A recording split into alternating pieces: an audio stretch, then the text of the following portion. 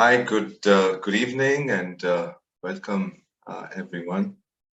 Thank you for joining in. We're just waiting for a few seconds. We just opened the webinar. I can see everyone's flooding in. Thank you so much for being here. Please do give us maybe about 30 seconds or so, and we should be able to get started.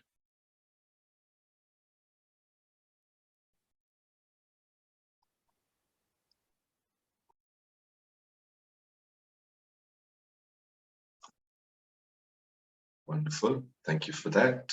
Yes, you should be able to use some reactions. Feel free to. There's a certain degree of interactivity, though minimal, I must say. But hopefully, Julie, Emmy, and I will make up for that with our conversation skills. Great. So let's get started then, friends. Good evening and welcome to this very special webinar in a series of webinars here at InspireOne. And this one is, it's special for many reasons. One, it kind of opens up things that are happening around us, also helps us to reflect and think about as a group, what is the way forward, given that we entrust so much to our leaders, and rightly so. They definitely need, require, and earn our trust. But what can we do to help them? All of you as leaders, but the rest of us as well, in continuing to cope with the challenges and navigate things that they navigate. And so this webinar is on those secrets of dealing with a BANI world. Of course, we'll explain some of those words in a moment. Once again, I'd like to extend a very warm welcome to all of our participants. I can see that we're continuing to stream in. Thank you so much for making it be here on time as we start off. I can see some of us are dialing in as well. Thank you. Welcome once again. Before we get started, as always, good and useful to briefly introduce my fellow panelists. And of course, my role will mostly be the moderator. So my name is Craig. I am a partner at InspireOne, and I also head the coaching practice for InspireOne. It's something I take seriously, but it's also something I really, really enjoy. I love engaging, listening, working with leaders, being inspired and inspiring as well. With me on the panel, I'd like to introduce my fellow panelists. First of all, Julie Law, who's joined us from our, you could say our UK office, but really she is part of the entity that is TACTMI in the UK, and has spent years specifically in the area of leadership development. And we're very, very happy to have her with us. A lot of work, her specialization is in coaching. She's got the education to back it up as well in psychology, and a lot of focus really on education. So Julie also heads the coaching practice at the Leadership Factory. And so we are very happy, honored to have you with us. Looking forward to helping you help us, with some examples and experiences that you had, to just understand how do we as leaders navigate some of the things we can predict, but also the things we will not be able to predict, but will happen when they do in this world that we're going to talk about in a moment. How can you help us? I also have Emmy, as he's fondly known, Emmanuel David. Again, familiar with Emmy from maybe earlier interactions, maybe with the Tata Group. But Emmy, over all his years, he's acquired much wisdom that he is, I understand, very eager now to give back and to use, and in use as an investment in leadership. And that's where he finds it's the pivotal place to work with. So once again, welcome, Emmy, a leader, a corporate stalwart, but also a coach now. Very, very happy, Julie, Emmy, to have you with us. So with that, thank you so much. We're delighted. Delighted. Excellent. Good. So no doubt you noticed, friends, the hint of the accent. So we'll have to pay close attention. So Julie, you're currently, where are you sitting out of? I've got a beautiful InspireOne background, but I'm currently sitting in Stirling in Scotland. So right in the centre of Scotland. Wonderful, wonderful. I'm sure many of our cricket fans will straight away catch that accent. Used to love. Scotland has a very small cricket team. Maybe there. Wonderful. Good. So with that brief introduction, friends, let me bring up a quick slide for a moment. And again, I'm going to mostly keep it to us. I'll show a slide for a few seconds. We'll take it off as well. You've now met our panelists, but let me just bring that up in front of you.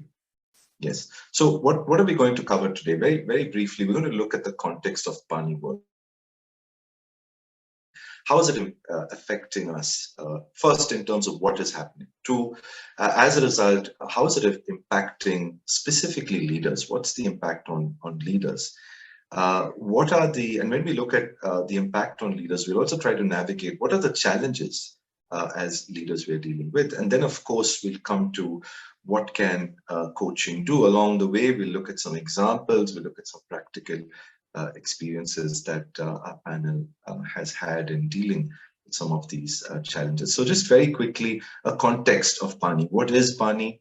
Recently coined, fairly recently. We used to use this word VUCA a lot. Some of you in the run-up to this webinar would have, maybe you already had come across this term. If not, chances are you've looked at it. It stands for, yeah, there you go. I have the full form of it as well. It stands for brittle, anxious, non-linear, and incomprehensible. What does that mean? Things really today, they can be beautiful, but they can break so easily, right? When before has it been that we've heard of a company that's growing almost vertically, getting investments, and then the next week we're hearing of cutting down staff? It seems like a shocking difference, right? There should be years between these two events. So we're seeing that happen, and a lot of it is happening all around us. So you can imagine, and a lot of you are experiencing it, the kind of pressure on all of us as leaders. Two, there's anxiety is the A of BANI. Of course, the pandemic has brought that out, right? It put us in extreme stress. We know that, and we've understood that as humans, we can take pressure. In fact, a lot of us put it down on a resume, right? I work under pressure very well, right? And we see it as an invitation, and it does excite us as well. But what if the pressure does not end? We understand that we are not built for pressure that just does not stop. At some point, we begin to crack and break. And so recognizing that the impact it has on us as leaders, there is an emotional element. And it's interesting because we go through that, we are going through it, but everyone's looking up to you as leaders, to us as leaders, to say, help me through this. I'm dealing with my own emotions, but now I have to deal with the emotions of my team and carry them through with a smile on my face, right? So to speak. So I was talking recently with an organization with people spread across the world, and they had representatives from Russia, and they were dealing with a great amount of uncertainty about what's going to happen next in their companies. Everyone's expecting to be laid off. They don't know. The decisions are still being made. there were groups of people in China who, again, are going through difficulties, even emotionally, because lockdowns can happen very quickly. When a lockdown happens, it's complete. And you could be in one place and then not able to leave that place. And it has a, one, that it happened, it has an impact. Two, that it could happen. When is it going to happen next? It's causing leaders to stay on edge, so to speak. And there's so many other situations that we're all going through that, again, emotionally puts a stress on us. Non-linear growth is can no longer be, in the predictable 5% year on year. It doesn't seem to happen. It happens, well, not really out of the blue, but many times the expectation is that growth happens vertically, and if it doesn't, then it's not real growth. But also the fact that we have to, as leaders, prepare that there will be an up and down. Things can go up, it will come down. It's not going to be linear. There's going to be a lot of those fluctuations as well. And finally, it's incomprehensible. It's so difficult to figure out what is causing things. Sometimes we only understand after it has happened. With all our effort to be proactive, all indicators seem to point us in a direction, and then we finally figure it out afterward. And it's not as easy really to understand what's going on. And so this is the context, team, and it seems bleak because it's never been this difficult, this complex, this demanding emotionally and otherwise. So in this context, maybe I'd like to invite Julie, Emmy, if you'd like to also share with us some of the things you've seen. Is this just another management term, or is this something you're seeing really around you? Are leaders, grappling with the results of what we are now calling BANI? Maybe, yeah, Julie, please go ahead. I got to the unmute button first. Yes, I think so. I think, when I look at the trends of my interactions from a leadership level, a senior level, and throughout organizations, they often start with this doesn't make sense to me. The world is, we would I do spend a lot of time now, how do you make sense of what's going around you, particularly in those industries where things have been maybe more predictable, or larger organizations. And I think a key thing, one of the things, the challenges for leaders in the past has always been about how do we align behind a common set of goals, essentially. And there has been trends around, well, moving that to a common purpose. But now it's almost kind of like, what is my purpose? Is that question that's been asked, and a fundamental question. And a leader who fundamentally is trying to, take people on a journey with them, in whatever organizational structure they work in. If they're trying to navigate that in very uncertain times, or can't comprehend what they're doing, it becomes a huge challenge. So what I guess we're beginning to find is how does that individual take control, or what can they focus on that they can make a difference on. So if you think about that, the challenge for a leader, and then challenge that their organization, individuals at an individual level are trying to work that out for themselves, where do you start? And it can become somewhat overwhelming, I guess, for individuals and collective leadership teams. Emmy, what do you think? Yeah, I think it's quite interesting and a serious thing to look at. I just want to go back in time a little bit, Craig and Julie. I'm reminded of Emil Durkheim, a sociologist. In 1993, he coined the word anomie. And what is that?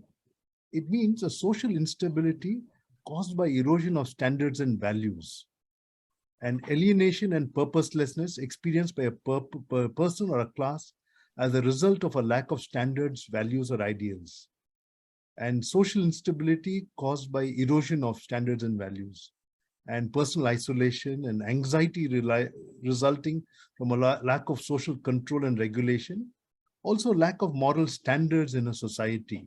So when you look at this, so this gentleman, Emile Durkheim, spoke about it more than 100 years ago. And what we are seeing today is actually a manifestation.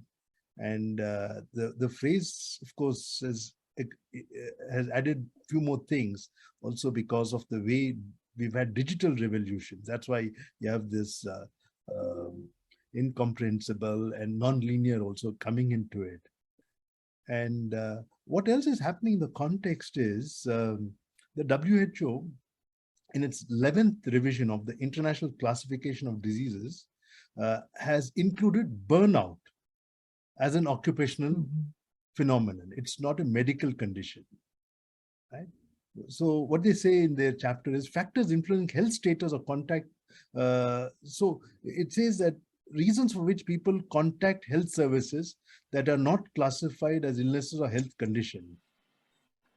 Okay, burnout is a syndrome conceptualized as resulting from chronic workplace stress that has not been successfully managed. So it has some 3 conditions, what WHO says: feelings of energy depletion or exhaustion, increased mental distance from one's job, or feelings of negativism or cynicism, professional efficiency. And then you see that something looks, Craig was very eloquent in mentioning and giving us a definition of this BANI. The first word itself, brittleness, you see. It gives a feeling of strength, but then under pressure, it cracks and crumbles. I mean, one of the questions, Craig, you asked me before we began the webinar, how's the context near my house? I live in Bangalore, in India, and it's making headlines for the wrong reasons. And that's a certain amount of brittleness I see, you know, and the consequential issues of, you know, we were to have a meeting with some professionals yesterday, and he had to call it off, and he was very anxious about it. He says, Amy, I can't make it. And we can see some of these things manifest. I think that's where I'd like to leave it for now. That is a context, and it has been thought through long ago, and we evidence it. Another statistic I looked on, and I mean, if we were to take the US, and it makes headline news for sometimes for the wrong reasons, the shootings. I asked my wife, how many shootings do you think have happened in the year 2022? And at first she looked at me and said 25 or so. And then looking at my face, then she said, oh, maybe 125. But actually when we counted, it's 508 and several dead. So I see that somewhere this anxiety, brittleness, incomprehensible is being manifested in different ways. Yeah, no, absolutely. So clearly, it's a global phenomenon. Clearly, it's not just limited to wider context, that, and we're also then as leaders, we are operating in that wider context, right? We are operating with the realities of our team and our businesses, our organizations that's living and dealing in that wider context. Again, I was talking to some friends in Turkey. The impact because of runaway inflation in the UK, Julie, the impact because of cost of living going up, it's causing a lot of anxiety, a lot of uncertainty. It was not something we could have predicted. In a way, it's BANI, right? So now that, you know, clearly it's a context that we're all living in. What would you say now? And friends who joined us, you know, it sounds a bit bleak, but I promise you this is getting better. We want to we want to acknowledge the way things are, and you know this. You're experiencing it. You're feeling it. Everyone you work with is experiencing and feeling. And so we look at then perhaps what are these challenges as a result? And then maybe we'll narrow down on how do we work with them, how do we overcome some of these challenges. But what would you say are the top challenges? Maybe Julie, if you'd like to start us off, as leaders dealing with BANI. Yes, I would agree with both you and Emmy's view about the context. The context has changed. The map or the arena in which leaders are trying to navigate the right path. Probably, in more recent years has been perhaps more organizational context. What that's been their primary focus, but it's the how do they do that within the wider context of not only the culture and organization in which they're operating, and that's part of the incomprehensible bit. So I guess that comes back to a lot of what I have conversations about at a leadership level is the meaning piece. What does that mean for us organizationally? What does it mean for me? And trying to help individuals make sense of that so that they can think about what does that then translate into my actions and what I need to do in order to try and give some sense of leadership and direction as is key in my role. I think this whole piece around the brittle piece, I think that is a big challenge where organizations who perhaps, were very proud, or leaders indeed within certain organizations were very proud at their ability to really pull change together in a comprehensible way for people. They're now finding that actually we can't predict what those changes are, and where we were very good at engineering solutions perhaps in the past. I've definitely got a lot of leaders coming to me and saying, we're pretty agile and flexible. We've been able to adapt to most changes that are facing us. We've built fantastic relationships. So they've done all of the correct things, I guess, that we would encourage as leadership development professionals and coaches. But now it's kind of like, but now things are happening that we just don't know, and therefore that's impacting. We don't know how to navigate those relationships. How do we evolve the relationships we have? Because we want to hold on to the trust, the excellence in our relationships that we've had in the past. But what do we do now? Because, for example, where, we used to be able to interact, one company that we're working with, we used to be able to interact consistently, on a basis of trust with our customers. Now we're having to go back constantly and renegotiate and say things have changed. What do we do? And we're really worried and concerned that everything we've built is collapsing around us. So maybe that, that brittle thing is really coming to life for people. And I know we're going to talk a bit more, to your point, Craig, about where there's hope, and their solutions, where they're really beginning to think about, okay, so what does resilience mean within that context? It might have meant adapting and being agile in the past, but it might mean something different, and it goes much more towards resilience at an individual level, and collectively having that organizational resilience in place. Yeah, does that answer and thank some you. of your Absolutely, and thank you for highlighting. I think a lot of us are experiencing that loss of trust, right? When we moved away from the face-to-face, and things just get misunderstood so much more easily. And so now clearly there is a different set of skills needed to navigate what we're dealing with. Emmy, would you like to add, please? So I think it's not just the leaders, but also the people in the system who are in a context like that. And that poses a bigger challenge for leaders. And compounded with the hybrid working, you can only second guess what is happening in the mind of a person. A part of the anxious. You would not know what's going in my mind I might smile also. You think it's okay. But when it comes to execution or decision making, it can be bizarre as such. And we've evidenced some of that on social media of how some leaders have taken decisions, and all of us have an opinion, of course, that's secondary. But the fact is, at that point in time, they've derailed. And the leader will not know, or sometimes because of a co-worker and associate who has not understood and who could crack under the pressure, there could be impact on the value chain, on the customers, which the leader needs to cope with. And if he or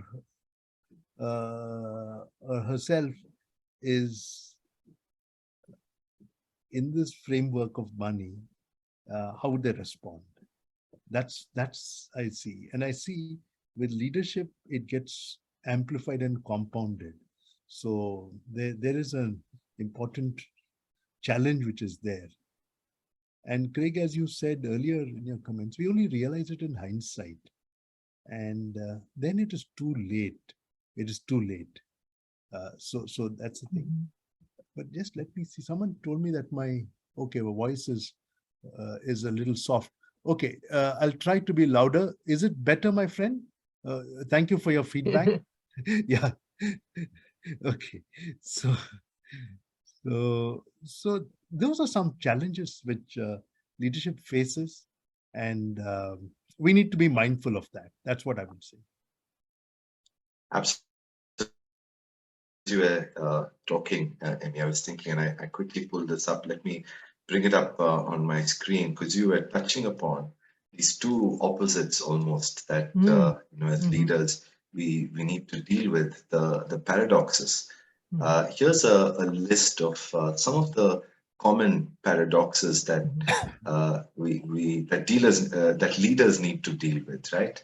I need to be strategic, but I need to be an executor. Now, obviously, as you look at this, there's an inherent seeming contradiction. Right now, for those of us who grow within the organization, we develop great execution skills, and now all of a sudden, while my focus is on getting it done, doing it beautifully, being very, very reactive, reacting instantly, and that can be beautiful. Now, all of a sudden, as I move up, I'm expected to be strategic. But continue to be a strategic executor, so to speak. I need to stand up and lead and say, I'm the one who will lead you out of this, follow me. I'm the hero, so to speak. But to do it, we're hearing a lot of servant leadership, right? Emotional intelligence, to do it in a humble way. I need to be tech savvy, have all of these numbers, data, coding in my head, have all this technology at my fingertips. But at the same time, I've also developed all these humanistic, skills and abilities and relationships, so on and so forth. Right now, as you look at this is just a summary of some of the challenges we've been talking about, with some anecdotal examples till now. I do see some questions start to come up. Thank you so much for those. We will. As we move about, yes, thank you, Sanjay. Virat Kohli also spoke about it. So it's becoming something we really can speak about. We should speak about. We can't, by not speaking about, doesn't mean it doesn't exist. It has never been more real than right now, and there never has been a greater need for emotional intelligence, to have someone to talk to. Right? Interestingly, side note, we'll come back to what is a coach, but there has never been a time we've needed someone to talk to. Craig, could I yes, please, just Julie. there? That list is fantastic, and we've discussed already. That idea about the challenge, but yet the human capacity to hold two opposites.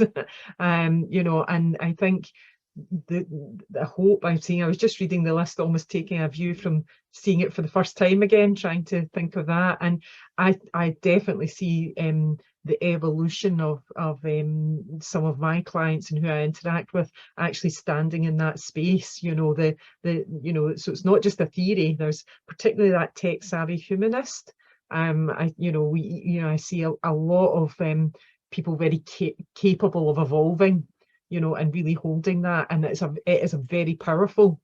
And has a very powerful impact on people when those who maybe traditionally were perhaps more of a kind of introverted energy from within type, you know, who tended to go into more of those technical type roles are able to open up, you know. So and they're probably not mutually exclusive either, you know. They probably, when I think about that, you know, often that I can see an overlap with the humble hero, you know, the person who's able to stay and say, this is not my natural way of being, but I can see the power in it, and I'm growing in confidence in it by working, by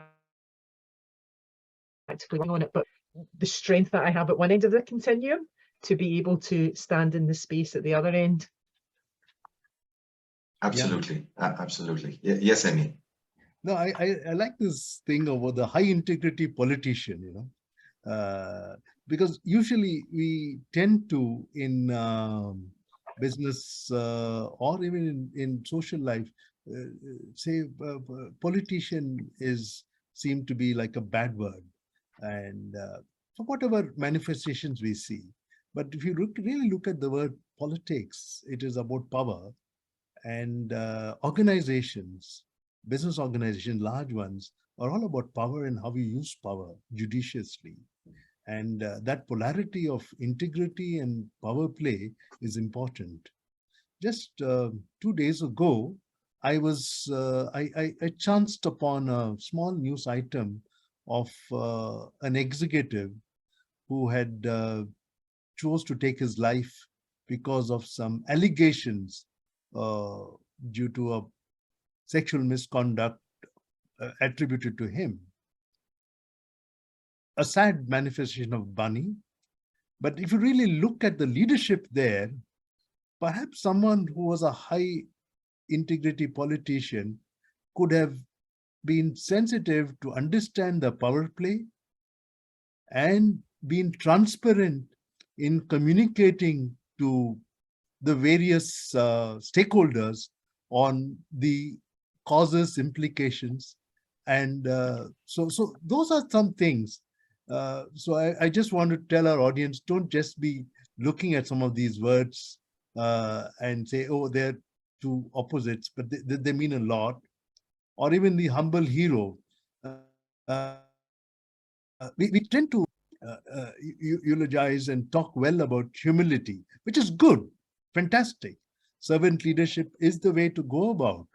But at the same time, when you have a constituency, how can you be seen as a hero to your constituency, out to your clients, and deliver what is needed? I think those are some of these things. And I've seen the pandemic, we've had people take such positions and come out very well. That's my take. I just thought I'd pick on that two of these to bring home the point. Absolutely. So there's a couple of questions. Maybe we'll quickly bring them in. Thank you, Pavan. I'm so sorry I missed your question earlier. We'll come back to your question because it's a deeper question on, you know, what is the difference between BANI and VUCA. Maybe one simple way of looking at it is, you know, BANI captures the emotional side. It captures the fragility of what we see around us a bit more. And in that sense helps us really think about it in terms of that. But if we, I just wanted to move to a question that's, you know, about right now. Vishwaroop, thank you. Vishwaroop has added to a paradox, and really, friends, I think it's very useful to think in terms of paradoxes, right? Because we understand the struggle, because it's a balance between two things that seem opposite that we need to manage, and that can be really, really difficult because we're doing seemingly different things at different time. The paradox is I need to disrupt status quo, but I need to provide my team with solid backing. So how do I disrupt, but constantly shake things up, but make my team feel comfortable? Julie, Emmy, any thoughts? Oh, big question. I think possibly more around that. Again, what's the commonality in those? And I think I would go to certainty on that. So you may need to disrupt and change and shake up the way you do things around here, but what certainty can you offer your team within that?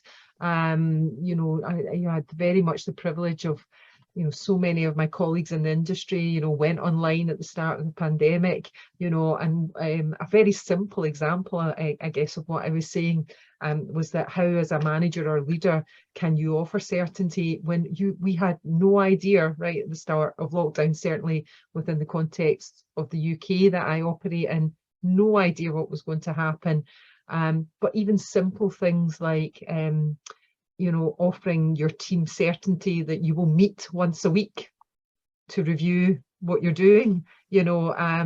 It's a very simple thing, but allows you to really give yourself the permission, to have that thinking space, because at least you've offered some level of certainty, around that I know as a team member that things are changing around me, but also that my leader will be consistent and transparent in the way that they communicate that. Yeah, wonderful. Thank you. We will come back to some of these questions a bit later, team. We do want to go on, but thank you for staying with us and thinking in terms of Greg, these paradoxes and others. Let me go just ahead, Emmy. respond to Vishwaroop. Of course, I know him. He works for a large IT major in the country, and so I think he faces this paradox of disruption and status quo. But I think the biggest example we've seen was post-COVID. And also, wherever there is competition, there is an opportunity to disrupt. But the solid backup, what he says, is the foundation. And that's the foundation of values which companies need to have, the culture which is there. I think if there is clarity around that and the culture which works, because then it is easy to hold the paradox. But if the culture becomes a little bit otherwise, I wouldn't use the word toxic, but even if it's a little deadpan, then you can't necessarily do something to disrupt and go ahead. That's what I would say, Vishwaroop. And thank you for that quick answer. We'll come back. We would love to add a little bit more as we're thinking about it. But thank you for those questions. I just want to also cover a couple of other quick areas. I know, Mubarak, beautiful question. You've kind of also, your question will act as a segue. What are the skill sets needed for leaders in the future? That's we are happy to given that we're dealing with all of these challenges and these paradoxes, it's the logical next question, right? What are some of those skill sets, competencies, areas? Well, we like to look at it, and maybe I'll throw this open to the panelists, and maybe we'll summarize it in a bit as well. But what would you say? Competencies, there's a lot. Skill set, there's a lot. Perhaps if we narrow it down and say, start with the mindset. What are, if you were to say, a few mindsets that would help us deal successfully with BANI? What would that be? So I would think that first and foremost, the mindset is key, and you really put a leading question over there, suggestion. In a conversation with some colleagues when I was in my previous role, and after a while, the person looked at another person and said, "Let me tell you something about you." And I was also a little taken aback that you have a fixed mindset. You need to have a growth mindset. And, the way it was said was interesting, but the fact, I took the essence of what the person said. I think when leaders can come from a position of abundance, then there is also a growth mindset. Today, with budgets and resources, we all tend to have a scarcity mindset, which I think doesn't work. So an abundance mindset, a growth mindset is what would also give a sense of, wow, there's something we can do. I think that's what I would say. But Julie, what do you think? Gosh, you're almost taking the words right out of my mouth, which in itself is fantastic, how across the globe you were where you're at and your context you operate in, and me in my context, that we have a similar viewpoint on this. Particularly I love that whole piece around that scarcity versus abundance mindset, because it absolutely drives completely different behaviors, in terms of growth, inclusivity, in essence, there is enough to go around. I guess one of the things we've talked a lot about, or we talk a lot about with our clients, is how do you build your, I guess probably psychological capacities, has been really critical, because it's something that at an individual level you are in control of, So capacity, in terms of how I interact and how impactful I am with other people, how, that also depends on how an individual will react to you. But, that idea of how do I cultivate hope, optimism, and I often find myself in conversations, I find almost the two most powerful words, and I think about this particularly in the incomprehensible, I can't say that word, incomprehensible part of BANI, is the two most powerful words I often come up in a conversation, is not yet. So it opens people's minds up, in terms of mindset, so here's my reality, but actually it could be something, might not be yet, but the possibility's there. Yeah. And when I use those words, or I challenge, or they incorporated into a question or a challenge, particularly I would say within coaching conversations, it opens minds to possibilities. Yeah, and excellent. Thank you for highlighting that, because many times we've just gotten so used to hearing it is or it isn't. Are you or are you not? And then we also think in terms, most of us, right? We think in terms of am I or am I not today? And no, I'm just not that way. I am this way. Mm-hmm. But to change that frame to not yet ready or not yet that way, whatever that may be, opens possibilities. But thank you. And so clearly that's a very important part, and just go ahead, Amy, please. I was reminded, I like this not yet, but just I want to very quickly capture anecdote. I'd taken a group of senior managers to a fishing village, and just to see what happens, and we have in a conversation with the fishermen who earn about 1,500 rupees per day, kind of a thing. And so one of the managers asked them, hey, do you have any territories when you go out in the sea, when you fish? And so they're coming from their business background and thought like, this is the market territory. And what the fisherman told them is, hey, listen, actually, when we know that there is more fish in that area, we invite other people to come and fish together. There is enough in the sea for everyone. And that's when it struck me over this abundance, Craig, that here's someone who's hardly getting even about $20 or less a wage for working in such high risky conditions, but he's able to embrace and include others and say, let's all grow together, which is something leaders need to look at. Beautiful. Thank you for that. We have quite a few more questions.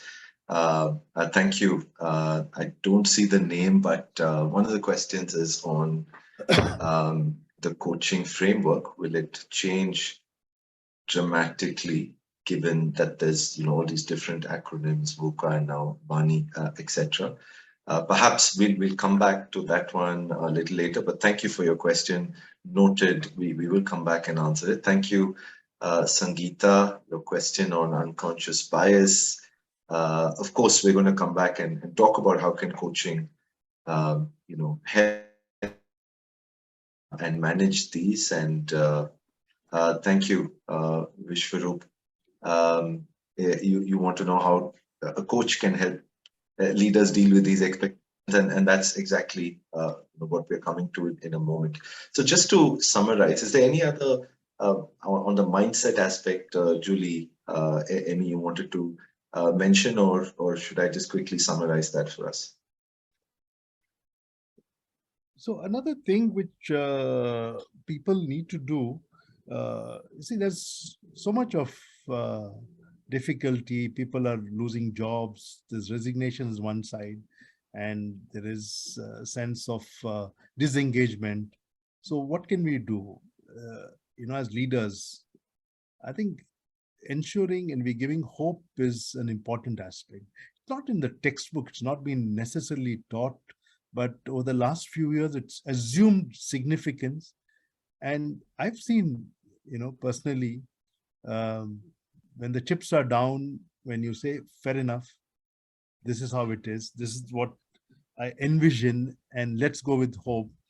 There's something that energizes, and I think we have an opportunity as leaders to do that more than anything else.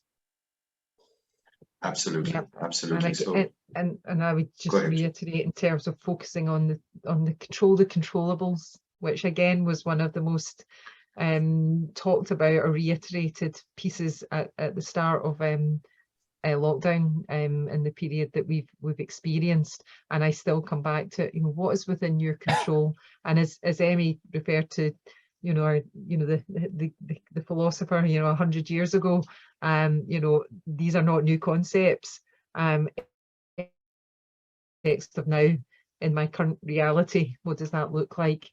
So nothing changes. Let's focus on the things you believe you can do something about. And that's not wishful thinking. That's about the facing into reality, and giving yourself, again, part of those psychological resources to build your confidence, that you can overcome whatever adversity you're facing. Wonderful. Absolutely. Absolutely. So let's just quickly in a way summarize that discussion.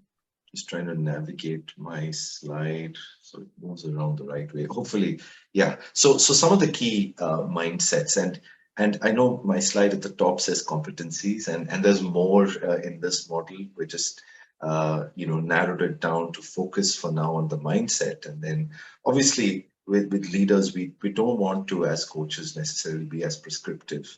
We want to keep it open, but there are certain, as you can see, mindsets that we know clearly will help. So for instance, we spoke about the growth mindset or the growth orientation. I need to continue to preserve that. I probably have it. I want to continue to preserve it. I need this optimism, right? There is going to be, it's brittle, I'm going to fall down, and it's going to be big crashes. And so I'm going to need to keep getting up, and not get up laboriously and say, I just managed to get up, but get up with excitement and energy. And with enthusiasm to look forward to what next, right? And that internally there's hope, there's positive orientation, or what we call hero, which is hope, energy, having the energy, the enthusiasm, having resilient to be able to then not look at it as a one-off bounce back, but it's going to be a daily, a regular, much more regular kind of affair. And so the ability to absorb the ups and downs, because it can be taxing emotionally, right? So what can I do? What are some practices? But also to recognize that that's happening to me. Sometimes we ignore it. We just put our head down, push towards the goals, the objectives, the productivity, without acknowledging what's happening within. Grab a cup of coffee every morning, and then everything seems okay. I'm ready to go. But the toll then I'm not really addressed. And the third mindset is on inclusive orientation. We've all experienced that we learn a lot when we travel to a completely different country, right? We spend a week there, we come back thinking, wow, I've learned so much. They look at things very differently. So obviously, inclusion, when we have a diverse set of people that I'm working with, that I choose to work with, I could, for instance, then to be diverse, I would then look at someone who thinks very differently from me, right? From me. We tend to hire like-minded people, but imagine we start looking at for inclusion to hire someone who thinks very differently so that I can appreciate and get a completely different point of view. But would that not be stressful on me as an individual? I have to be aware of what I'm feeling when I'm feeling it. But there is a lot of benefit clearly in doing that. And I know some of the questions that you're asking is connected. You can see a lot of you have spoken about in your questions. Thank you, Rajesh, as well. I've spoken about bias, etc., unconscious bias and things like that. And it will, it is a mindset that we acknowledge needs to be addressed. The more we are oriented, we have the inclusion mindset, it really helps us. As one of the things it directly helps us to do, as you can see, is develop others, right? Because we work with them, we recognize that there's a path that we are on. So with that now, go ahead, Julie, go ahead. I was going to say, but you know, the whole question of bias is a very important area to have the inclusive mindset, but not to focus on, I guess probably, I'm trying to find the right word here, you know, like punishing yourself when those are opened up, you know, when you realize it. It's asking yourself, how does that help me to flourish as a leader? How does that help me to operate at my best? As in the context we're talking about as a leader, when I understand what might be a bias that might be hindering my decision making, but also a bias that might be helping as well, you know, or you know, that serves me, you know, that's and again, back to what Emmy was saying about from an abundance mindset, you know, from a, you know, if we were working together and we appreciate difference, then the sum of the whole is going to achieve that growth, or we're going to get through this incomprehensible world together. Absolutely. Very well said. Thank you. Thank you for that. So just moving along, as we come towards the last, let's say, few minutes, we'll now look at the questions. We'll move from the simple to the more complex. There are questions on, you know, how is coaching then the answer? Maybe we'll start with that, right? What is coaching? How is coaching potentially an answer? How, for instance, there are, how is it different? Clearly, we know that what we do know one approach versus an approach where we are together in a group, right? It's not a group approach, it's more a one-on-one approach. That's at least the version we are talking about is one-on-one. So how can then coaching be the answer? Yeah, may I just take it? For example, let's look at this thing on both brittle and anxious, or any of these things on the BANI. So basically, when you see, when someone is, so the coaching enables people to take autonomy and accountability for their decisions and actions. And the coach only holds a space. The kind of questions the coach asks would actually enable the leader to find those answers.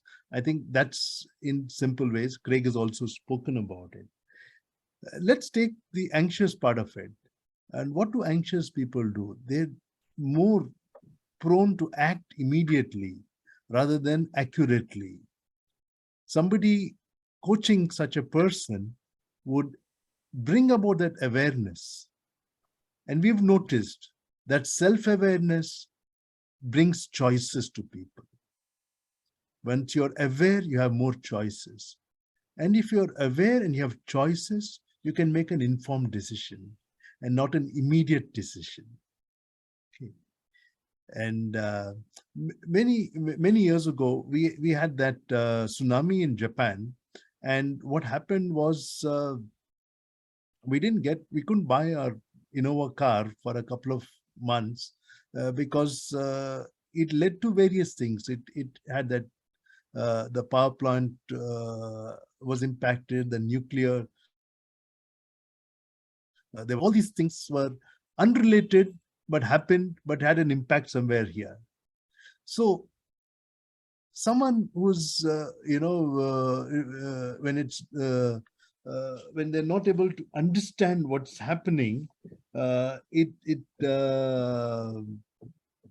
when it's non-linear, the coach will help them look at patterns and say, hey, these are some patterns, do you observe that? And the coach says, oh, perhaps. And therefore, again, there could be clarity. And it's easier than with brittle and incomprehensible frameworks. There are many things which the coach helps a person, holds the mirror, holds the space to see and enable them to take things forward. I think that's where I'll let Julie, who's also dealt with this, to, what do you think, Julie? Yeah, absolutely. It's the holding the space that often the majority of my clients just say, just having someone that's listening, that provides a space that many of us trying to work things through for ourselves are trying, and with the best will in the world, maybe not offering our colleagues, and having said that, I'm a great advocate of peer-to-peer coaching as well within organizations and building those skills within organizations, so it can be a truly embedded way of discussion and helping people to flourish. But again, back to that, how coaching can help, I suppose, again, a trend that I'm seeing is much more of a move away from that kind of overlap between the mentoring, coaching, advice giving, solution-centered business type coaching, and much more into that humanistic, person-centered in a organizational and a commercial context often, and I guess where it helps immensely is very much following or helping the individual to map their unique landscape, so and how they see the world, because I always come back to coaching. For me, is at a most simple level, is what I can provide is helping you to understand how to get from A to B. So for you, as you said, Emmy, the A is about the self-awareness. Where is your starting point? And for some people, that's just about summarizing what they already know. And for others, that's opening up the landscape and getting them to draw that and create that. And then the B is again, how do you comprehend? How do you make sense of that? What does that look like? What does that B position look like? And I think, coaching is a fantastic way of doing that, not to define that for the person, but help to frame it and have the space to allow the person to build that map, which I often draw as a wiggly line, but because of the brittleness, it probably will go like this now in terms of getting from A to B. Does that answer the question? You think, don't know if the person wants to put in chat? I think that's beautiful. Yeah, thank you for those perspectives. Maybe just a quick summary, and I'll mention the question and then we'll come back to it in a moment. The question is, so how would the coaching framework, right? How would it be different for BANI versus whatever it is we were dealing with in the past? Would coaching not help anyway? And if there's any specific BANI type of context that you'd like to mention. But while you're thinking about it, let me just summarize what we've heard so far. We've heard when we're thinking of coaching, why would we think of coaching? Because it's for you as the individual. Each leader is dealing with things that are very different. So you'd like the best answers to have an approach that addresses your unique set of challenges. So one, it's customized for you. Two, it involves a lot of listening, right? We are going through so much, we don't know how to express it. We don't have the forum. Coaching allows for that, right? And what does that do? As Emmy mentioned, awareness creates possibilities. It allows us to become aware. Something I've learned and figured out, and most of us know this, we know that adults learn what is, if I ask you and you think about this, what's the way we learn as adults? Many say we learn through our failures, we learn through our experiences, and you're not wrong. You're absolutely right. They are the foundation. But is it possible to have an experience but not learn? Of course it is, right? So what's the key? What causes that? And the only thing I'd like to add to what we've heard from our panelists on listening and its unique, etc., is that it also is very, very reflective. How does it create possibilities? It allows us to pause and reflect, to think about it. Now, that's not an easy thing to do. If in our busy world, you may take 5 minutes of time and reflect, but that's not deep quality. There's only so deep personally you can go if you spend only those few minutes, right? But coaching allows you to pause, and the coach is helping you to go deeper and deeper into understanding yourself and opening those, the awareness. So thank you. We're about time and we've covered what we wanted to cover. I know there's one question, but let me just quickly summarize for those of us who we want, what is BANI? And hopefully through this conversation, we've understood it, but we also understood that it's putting pressure on leaders and all of us in different ways. So we also wanted to look at then, so what are those competencies or mindsets that can bring us out of it? We covered 3 of them. And then how can coaching help resolve? To some extent, we've answered that question. This is not meant to answer all of your questions. You can reach out individually post. That's a bit of my sales pitch, post this conversation. But let's go back to that final question, specifically coaching and the unique BANI context. Julie, Emmy. So, okay, let me go for it. I mean, just let's be clear. No leader is going to come and tell a coach, I've got this BANI situation, coach me. You know, it would come and we generally ask them, what is it you'd like to speak about? It's for the coach to understand that these things exist. And that awareness will enable, the coachee or the leader to reflect and see what would be the right or the best options he has in front of him.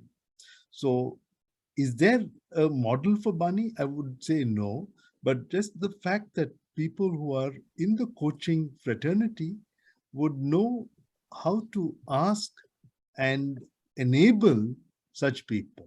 That's where it is. So that awareness, sometimes people are not aware also that that they need coaching. I have a situation, Craig. The trustees is wanting his CEO to be coached. And the last 6 weeks, the discussion is going on. You said, you should go get a coach. And this person says, well, I'm doing this. This is the reason I'm doing it. And now, as a coach, I'm being quiet. I'm not saying, hey, I'm your coach. He said, you go and meet this person, but he's not ready yet. So we can't, do anything.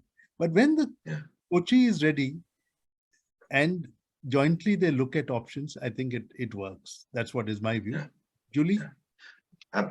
Sorry, I'm going to interrupt. My apologies. I would love to hear from you. I know we've just exceeded the time by a couple of minutes, and I want to be respectful of everyone who's come here, made the time. Thank you so much, team. Please do not hesitate. We are coaches. We love listening and talking to people. Please do not hesitate to reach out if you'd like a conversation. If you have some answers, I see some questions over there. We'd be very, very happy to do that with you, to answer your questions. The International Coaching Federation has announced that 2022 is the year to find a coach. Everyone needs a coach. All of us as coaches, we have our own coaches coaching us. So this is the time to seek a coach. A coach can help you navigate. They're not going to give you answers, but they will enable you, and you'll feel good, not about your coach at the end of it, you'll feel good about yourself. And we'd love to be able to do that. So those of you who have questions still, and would like to stay back, we're going to go through those questions now. But the rest of you, thank you so much for joining. If you'd like to leave, you may. Those of us who are staying back, Emmy, you had some questions you wanted to start answering, and then I know Julie was also wanting who's asked some fantastic questions, but anonymous attendee. If you could share your details, we will respond to you also. But I want to take one question which someone is answered, asked. Hariharan Mahadevan had said, many of our team members have lost their dear ones during the COVID pandemic and finding hard to recover back from emotional status of mind. As a leader, how could we motivate them to recover back and operate back to normal? I just thought I would take this for a moment, Craig. Is that okay? Sure. Maybe I just wanted to check. I know I interrupted Julie last time, so I just wanted to follow that pattern. Julie, were you about to say something? I was only going to reinforce what Emmy was saying about maybe not a framework for use, but something to help the coach. BANI is something to help the coach, I think, explore deeper elements of it through their ability to ask very powerful questions. That was all I was going to say. Absolutely. And that's the skill of the coach, right? To really open things up, which is not as easy for us to do on our own. Us as coaches need coaches, because that question then shocks you and opens things up. Absolutely. I was going to say, and also for us as coaches to be very conscious about how we show up in the conversation and manage ourselves. So and interestingly, at InspireOne, our model, coaches report to someone internally. So the process is being managed and being observed, and the coach is given guidance to really help. We anyway want to, but we also get help to be able to help in a more effective way as well. Thank you, Julie. Yes, Emmy, let's go back to that question. That question. Very quickly, I'll be brief. It is more of a grief counseling which needs to be done, and listening and understanding the context. So, but it will not, I cannot be prescriptive on this aspect. However, there's an article in McKinsey written by a dear friend of mine called Charles Dhanraj. It says the perils of unresolved grief. I would request you to also read that one. Otherwise, you could be in touch with Craig. We could make that available, Mahadevan. That's a good article to also, it gives a lot of pointers in this aspect.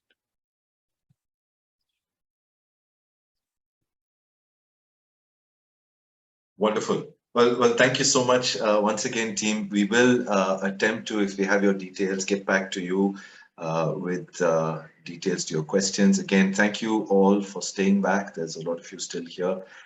Thank you for joining in. Appreciate you taking this time out. Hope it's just triggered some starting connects. We hope to have a next level, deeper webinar in due course. But hopefully this has helped you start thinking of coaching as an alternative, as a strong option. Please do reach out to your leaders within your organizations and seek a coach, and it can help you continue to grow as leaders. Thank you very much. Stay safe. Enjoy the rest of your day and week. Take care, everyone. Bye-bye. Thank you. Thank you, Julie. Bye. Thank you, Emmy. Thank you, Craig. Wonderful moderation. Thank you.